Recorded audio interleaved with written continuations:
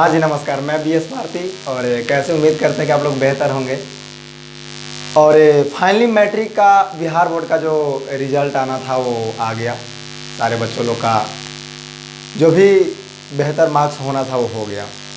और बहुत ही अच्छा लगा मार्क्स देख करके, क्योंकि हमने जो बच्चों को पीछे हमने मेहनत किया उस सारा मेहनत रंग लान दिया। कहने का मतलब है कि जिनके पीछे हमको बिलीव था, विश्वास था कि हाँ बेहतर मार्क्स जरूर होगा, बेहतर रिजल्ट जरूर होगा, और माँ सरस्वती और उनके माता पिता के आशीर्वाद से और मेरे मेहनत से ज़रूर बेहतर रिजल्ट हुआ। हम बच्चों को जब बोलते थे कि आप लोग टेंशन मत लीजिए, आपका टारगेट बिल्कुल बड़ा होना चाहिए। जब भी हमने टारगेट बच्चों लोग को दिया तो 99 या 100 हमेशा हम टारगेट देने का प्रयास करते हैं, चाहे कोई भी सब्जेक्ट हो। 99 या 100 हम हमेशा टारगेट देने का प्रयास करते हैं। बच्चों लोग को ये चीज़ देख करके ना अजीब सा फील होता है, ऐसे काहे करते हैं। मैं कई बार नहीं, हजार बार इस बात को मैं बोला हूं कि टारगेट बड़ी रखनी चाहिए। अगर आपको पूरी आसमान को छूना है ना, अगर आपको आसमान नहीं, यदि पहाड़ के चोटी तक जाना है तो टारगेट आसमान को बनाइए। आपको 2 किलोमीटर तक अगर भागते हुए दौड़ते हुए जाना है ना, तब टारगेट 4 किलोमीटर को बनाइए। आप आसानी से 2 किलोमीटर के पास पहुंच जाइए। और आपका, क्योंकि देखिए हर बच्चा का टारगेट रहता है कि मेरा 90 प्लस हो, हर विषय में मेरा, हर सब्जेक्ट में 90 प्लस हो। आपका टारगेट ही है कि मेरा 90 प्लस हो, पूरा उम्मीद है कि 90 से आप नीचे रह जाइए। इस चलते मैं बार बार बोलता हूँ एक ही बात कि आप टारगेट बड़ा रखें। 99 या 100 नंबर कटेगा कहाँ? यदि मेरा बेहतर परफॉर्मेंस मैं देने का प्रयास करूँगा, अच्छा से कॉपी मैं यदि लिखूँगा तो नंबर कहाँ कटेगा। मैं ऐसा भी मार्कशीट देखने का प्रयास किया हूँ बच्चों के बीच कि 99 और 100 भी समझना। इस चलते बोलता हूँ कि हमेशा बड़ा टारगेट रखिए। और बच्चों लोग ने तो मेरा दिल ही जीत लिया मार्क्स आने के बाद। मैं बता रहा हूँ कि जो बच्चों को हमने हिंदी पढ़ाने का काम किया, मैं ज़्यादा पढ़ाया नहीं हूँ, मतलब ज़्यादा नहीं पढ़ाया हूँ, 2 महीना 3 महीना ही उन बच्चों को पढ़ाया हूँ। और लगातार जिस प्रकार से हिंदी में हमने रिजल्ट देखना शुरू किया, हमको ज़्यादा से मतलब नहीं था कि आपका मैथ्स में कितना है, साइंस में कितना। हम जो विषय पढ़ाए भाई हम उसका जानते हैं। बाकी आप अलग अलग टीचर से पढ़ें, उनका कितना योगदान आपकी मार्क्स दिलाने में रहा वो समझेंगे और आप समझेंगे। लेकिन हमने हिंदी को बेहतर ढंग से लेकर के चलने का प्रयास किया। और आज मैं इस टॉपिक पे बात करने हूँ कि जिनका बेहतर रिजल्ट यदि हिंदी में नहीं हुआ तो उसके पीछे रीज़न क्या था, आखिर कहाँ प्रॉब्लम क्रिएट हुआ। जिस प्रकार से हमने रिजल्ट देखा, हमने मैसेज ग्रुप में डाला, बीएस सक्सेस पॉइंट जो व्हाट्सएप ग्रुप है उसमें हमने मैसेज डाला कि जो भी बच्चे यदि बीएस भारती सर से थोड़ा सा भी हिंदी पढ़ने का प्रयास किया तो प्लीज़ अपना एक बार मार्कशीट का फोटो मेरे व्हाट्सएप नंबर पर, पर्सनल व्हाट्सएप नंबर पर जरूर सेंड करें। सारे बच्चे लोग तो सेंड नहीं किए, अब पता नहीं क्यों नहीं किए वो मुझे नहीं पता, लेकिन फिर भी काफ़ी बच्चे लोग सेंड किए। और मैंने एक चीज़ नोटिस किया कि जितना बच्चा लोग सेंड किया, जो भी मेरे पास अपना मार्कशीट सेंड किए, उसमें मैं हिंदी का पर्सनली बात कर रहा हूँ, अदर सब्जेक्ट की बात नहीं कर रहा हूँ। उसमें जितना भी हमने मार्कशीट देखा उसमें सारे बच्चे का 70 प्लस मार्क्स नहीं देखा, नीचे तो हमने अपना विषय में देखा ही 70, 75, 80, 85, 90, 91, 92, 93 से 94 तक हमने देखा। आप लोगों ने दिल जीत लिया भाई मेरे। एक छोटे से कहने का मतलब है कि एक जर्नी को हमने स्टार्ट किया और उस जर्नी में आप लोगों को इतना सपोर्ट मिला। और एक मैं बता देना चाहता हूँ ना कि 93 से 94 नंबर मेरा खुद हिंदी में मैट्रिक के एग्जाम में नहीं था भाई मेरे। बहुत बड़ा शॉट लगेगा आप लोग को सुन करके। खुद मेरा पर्सनली 93 से 94 नंबर हिंदी में हमने नहीं ला पाया था, क्योंकि उसी टाइम कोरोना जो आ गया था और हम लोग का पढ़ाई को ले भी था। चाहे जो भी रीज़न हो, मैं किसी को दोष नहीं देना चाहता हूँ, जो भी आ रहा था वही आया, लेकिन इतना नहीं था, बस इतना से तो कम ही था।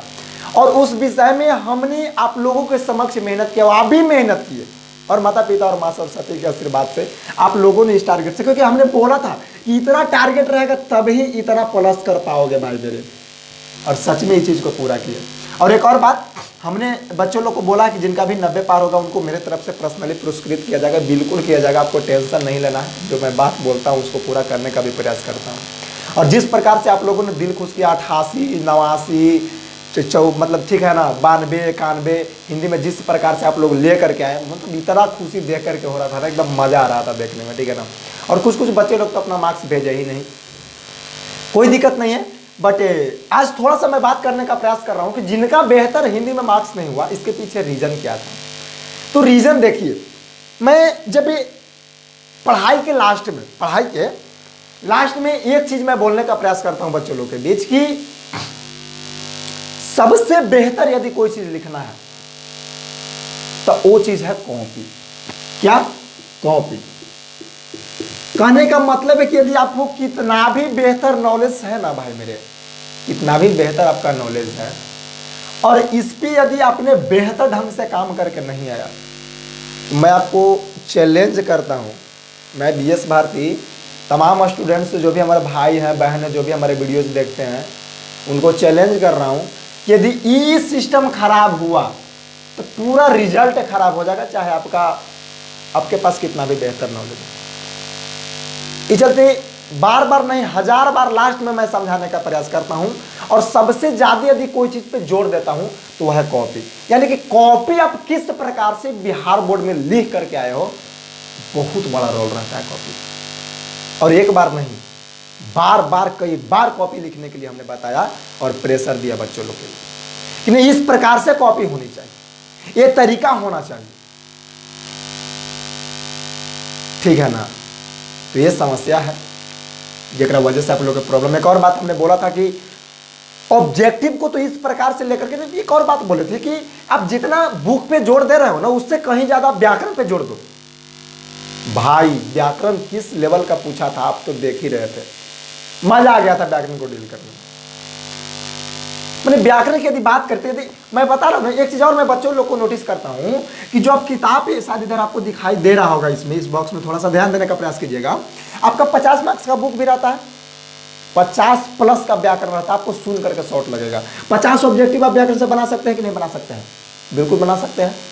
इसके बाद 10 नंबर का आप निबंध लिख सकते हैं कि नहीं लिख सकते? किसका पाठ है? व्याकरण का पाठ है।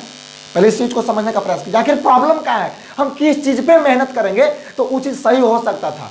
या फिर जिनको 2025 में यदि एग्जाम देना है और वो वीडियो के देख रहे हैं तो इस चीज पे जरूर फोकस कीजिए कि मैं मेहनत कहां करूं हिंदी में और बेहतर मार्क्स लेकर के आऊं, ठीक है ना।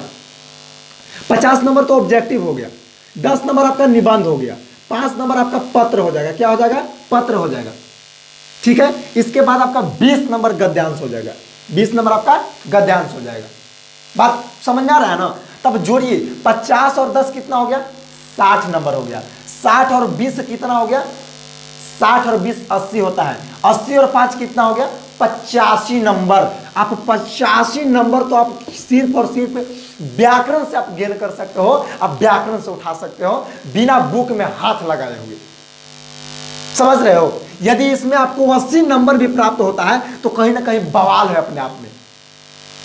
और सिर्फ 20 मार्क्स के लिए हमको बुक पढ़ने की आवश्यकता है, जिसमें टोटल 29 चैप्टर हमको पढ़ने पड़ते हैं। तो इस चीज को पकड़ो आप लोग, हमको हिंदी में रिजल्ट ही देना है ना। अब बात आ रही कि ऐसा जी आगे यदि देखा जाए तो भाई मेरे कॉम्पिटिटिव एग्जाम में ही व्याकरण से ही प्रश्न बनता है। आपको गुरु नानक के बारे में वहां लिखने के लिए नहीं बोलेगा। बात को पहले समझने का प्रयास कीजिए मैं क्या बोल रहा हूं। तो ये सारे चीज को देख करके चलना था जो कि आप लोगों ने मिस किया होगा, और जो भी हो आपका जो होना था हो गया। अब आगे देखा जाए, और अगले वीडियो में मैं जरूर लेकर के आऊँगा कि अब 10th का एग्जाम तो हमने दे दिया, अब आगे क्या करें, किस प्रकार से आगे लेकर के चले, और कंटिन्यू जो जिस प्रकार से क्लास चलता है क्लास को भी कंटिन्यू मैं करने का प्रयास करूँगा। टेंशन नहीं लेना, एक्चुअली नाइट में उतना टाइम नहीं मिल पा रहा जिसकी वजह से वीडियो शूट नहीं हो पा रहा है। यहाँ से तो लाइव चल नहीं सकता है भाई, बहुत बड़ा नेटवर्क प्रॉब्लम है, बहुत बड़ा नेटवर्क प्रॉब्लम है। क्या कर रहा हूँ, झेलने पड़ रहा है। और फ़ोन का भी बहुत बड़ा दिक्कत है, इससे ही क्लास करना पड़ता है, इससे ही मतलब वीडियो वगैरह शूट क्या बताए उतना नहीं खोलना चाहता हूँ। चल रहा है भी चलने दे रहे हैं, ठीक है ना। और काफ़ी खुशी मिला रिजल्ट वगैरह देख कर के लिए। और लास्ट में मैं फिर से इस बात को मैं बोलते रहा हूँ कि बहुत जल्द आप लोगों के बीच आपके क्षेत्रीय जो जगह है जिसका नाम है पचरुखिया, जो हमारे क्षेत्रीय स्टूडेंट हैं उनके लिए मैं बहुत बड़ा एक सूचना प्रदान करने का प्रयास कर रहा हूँ कि मेरे क्षेत्रीय जो जगह पचरुखिया है अपना क्षेत्र में, वहाँ पे बहुत जल्द बीएस भारती सर का ऑफलाइन क्लास स्टार्ट होने वाला है। आप लोग वोट करके जरूर सपोर्ट कीजिए कि क्या सच में ऑफलाइन क्लास चलना चाहिए कि नहीं चलना चाहिए। आप लोग का यदि आशीर्वाद प्यार सपोर्ट यदि रहेगा तो बिल्कुल स्टार्ट होगा और बिल्कुल उस चीज़ को आगे लेकर के बढ़ा जाएगा। और पैसा की यदि बात करना भाई एकदम इतना कम कि एक गरीब से गरीब छात्र भी पढ़ सकता है। वहाँ मैं ही नहीं पढ़ाऊँगा, अदर टीचर को भी वहाँ पर मौका मिलेगा। मैं सब विषय पढ़ा लूँगा ऐसा थोड़ी हो सकता है, तो अदर टीचर का भी वहाँ पे मौका दिया जाएगा। और फी इतना कम रहेगा ना कि मतलब इतना क्या बोले, मतलब इतना कम रहेगा कि एक गरीब से गरीब छात्र और छात्राएं उसमें आन करके पढ़ेंगे, ठीक है ना। अब ये नहीं कि मेरा ये दिमाग में नहीं रखा गया कि हाँ हर लोग तो यही बोलता है भाई 5 रुपया के मार्केट में, यानी कि हमारे क्षेत्रीय मार्केट में इस लेवल का फी है ना, कोई भी संस्था का फी 300, 350, 400, 450 से कम नहीं है क्लास 10 तक का फी, समझिए ना। तो उस चीज़ को सारा चीज़ को ध्यान में रखने का मैं डिजाइन करूँ। मैं फी अभी उतना खोलना नहीं चाह रहा हूँ, वो चीज़ आप लोगों को भी रिवील जरूर किया जाएगा।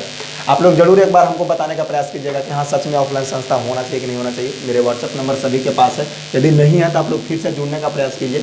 62 053 76 952 ये मेरा व्हाट्सअप नंबर है, पर्सनल नंबर भी है, ठीक है ना। इस पर कॉल करके आप राय दे सकते हैं, व्हाट्सअप पे आप मैसेज कर सकते हैं, ऑफलाइन ऑनलाइन जो भी है आप लोग के, क्योंकि आप लोग का राय और सपोर्ट यदि नहीं मिलेगा तो हमको लगता है कि कोई चीज़ आगे नहीं बढ़ पाएगा।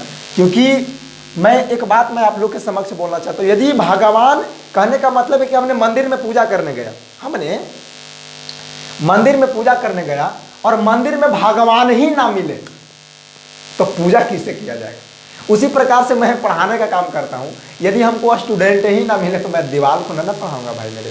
ये चलते आप लोगों को सपोर्ट की आवश्यकता है, ठीक है ना।